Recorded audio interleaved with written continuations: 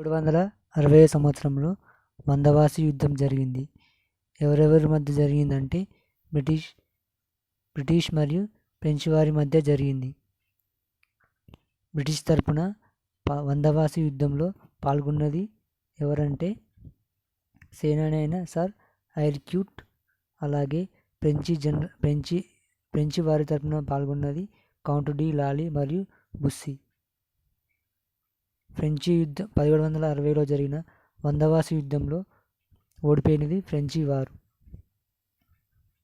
దీనితో 1760లో జరిగిన వందవాసి యుద్ధంలో ఓడిపోయిన ఫ్రెంచి వారి ప్రాబల్యం తగ్గిపోయింది.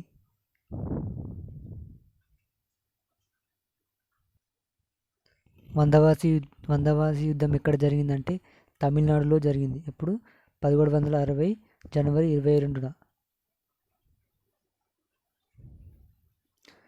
1761 సంవత్సరం జనవరి 14వ తేదీన థర్డ్ పానీపట్ యుద్ధం మరాఠాలకు ఆఫ్ఘన్లకు జరిగింది. ఈ పానీపట్ యుద్ధంలో గెలిచింది ఆఫ్ఘన్లు. 1764 సంవత్సరంలో బాక్సర్ యుద్ధం జరిగింది. ఓటమి పాలైంది రెండవ